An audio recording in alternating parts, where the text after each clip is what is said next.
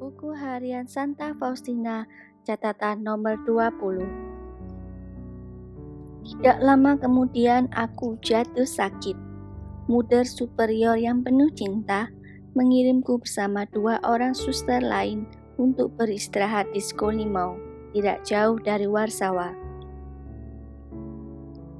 Pada saat itulah aku bertanya kepada Tuhan, siapa lagi yang harus aku doakan? Yesus berkata bahwa pada malam berikutnya Ia akan memberitahukan kepadaku siapa yang harus aku doakan. Malam berikutnya aku melihat malaikat pelindungku yang memerintahkan aku untuk mengikuti Dia.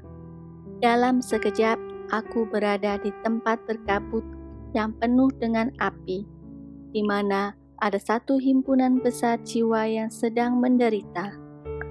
Mereka berdoa dengan amat kusyuk bagi diri mereka sendiri, tetapi tanpa hasil bagi mereka. Hanya kita yang dapat membantu mereka.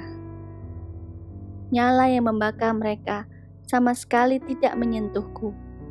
Malaikat pelindungku tidak meninggalkan aku sesaat pun. Aku menanyakan kepada jiwa-jiwa itu, penderitaan apa yang paling mereka rasakan. Mereka menjawab kepadaku serentak bahwa siksaan yang paling mereka rasakan adalah kerinduan akan Allah. Aku melihat Bunda Allah mengunjungi jiwa-jiwa di purgatorium. Jiwa-jiwa itu menyebutnya bintang samudra. Ia membawa kesegaran bagi mereka. Aku ingin berbicara dengan mereka lebih lama, tetapi malaikat pelindungku memberi isyarat kepadaku untuk pergi. Kami keluar dari penjara yang penuh penderitaan itu. Aku mendengar suara dari dalam hatiku yang berkata, "Kerahimanku tidak menghendaki hal ini, tetapi keadilan menuntutnya." Sejak saat itu, aku menghayati persekutuan yang lebih erat dengan jiwa-jiwa yang menderita. Catatan nomor 21. Akhir masa postulat, 29 April 1926. Para superiorku mengirim aku ke novisiat di Krakau. Sukacita yang tak terlukiskan menguasai jiwaku. Ketika tiba di novisiat, suster sedang menghadapi sakratul maut.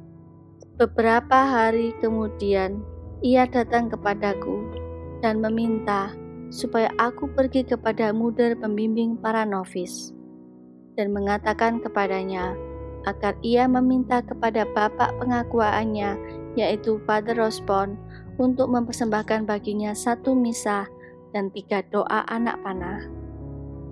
Mula-mula aku setuju, tetapi pada hari berikutnya aku memutuskan bahwa aku tidak akan pergi menghadap mother pembimbing, sebab aku tidak yakin apakah ini hanya suatu mimpi atau kenyataan.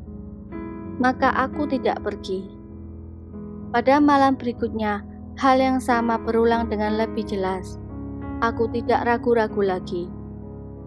Tetapi pagi harinya, aku masih memutuskan bahwa aku baru akan mengatakan hal itu kepada mother pembimbing kalau aku melihat dia pada siang hari. Sekonyong-konyong, aku berjumpa dengan Suster Henrika di lorong biara. Ia mencela aku karena tidak segera pergi, dan kegelisahan yang luar biasa memenuhi jiwaku. Maka aku langsung menghadap mother pembimbing dan menceritakan kepadanya segala sesuatu yang telah aku alami. Mother menjawab bahwa ia akan memerhatikan hal itu. Seketika itu ketegangan menyelimuti jiwaku. Dan pada hari ketiga, suster itu datang kepadaku dan berkata, "Semoga Allah membalasmu." Catatan harian nomor 22. Pada hari aku mengenakan busana biarawati, Allah memberitahukan kepadaku betapa banyak aku harus menderita. Dengan jelas aku menyaksikan apa konsekuensi dari penyerahan diriku. Sejenak aku mengalami penderitaan itu. Tetapi kemudian Allah kembali memenuhi jiwaku dengan penghiburan-penghiburan yang besar. Catatan harian nomor 23. Menjelang akhir tahun pertama novisiatku, kegelapan mulai membayangi seluruh jiwaku. Aku merasakan tidak ada penghiburan dalam doa.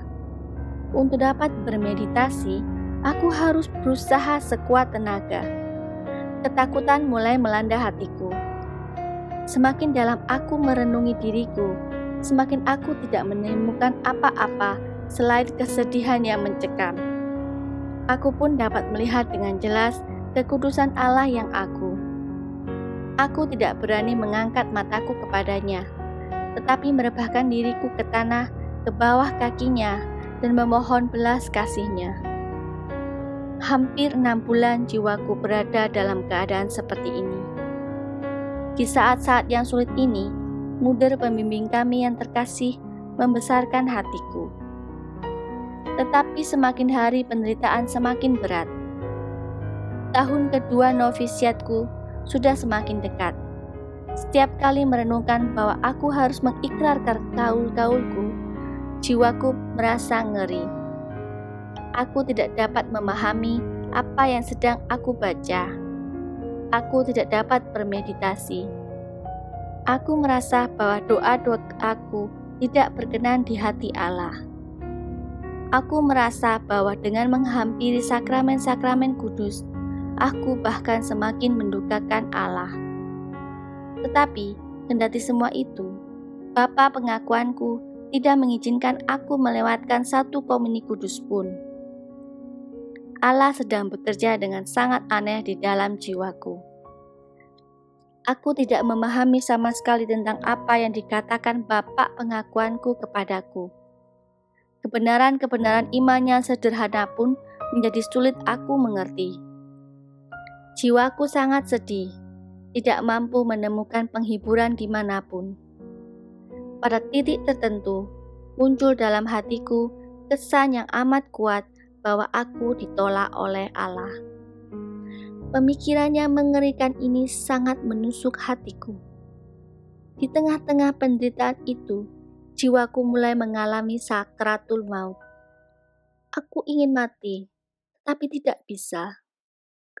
Dalam hatiku muncul pemikiran, apa gunanya mengupayakan keutamaan-keutamaan? Mengapa harus bermati raga kalau semua itu ditolak oleh Allah? Ketika aku memberitahukan hal ini kepada pembimbing para novis, aku mendapat jawaban ini. Ketahuilah, suster, bahwa Allah telah memilihmu untuk meraih kesucian yang tinggi. Ini adalah tanda bahwa Allah menghendaki suster hidup sangat dekat dengan Dia di surga. Hendaknya suster sungguh-sungguh mengandalkan Tuhan Yesus.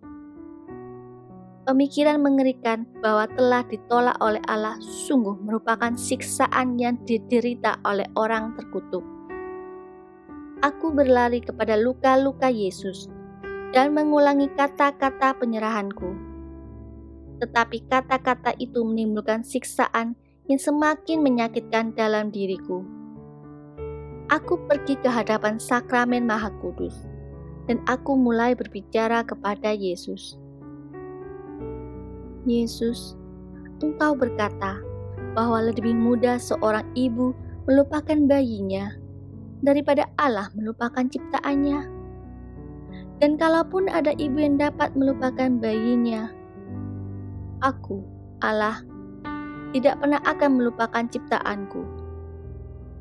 Oh Yesus, tidakkah Engkau mendengar betapa jiwaku mengeluh? Sudilah mendengarkan rintihan-rintihan yang memilihkan dari anak-Mu. Aku mengandalkan Engkau ya Allah, sebab surga dan bumi akan berlalu, tetapi sabda-Mu akan bertahan selama-lamanya.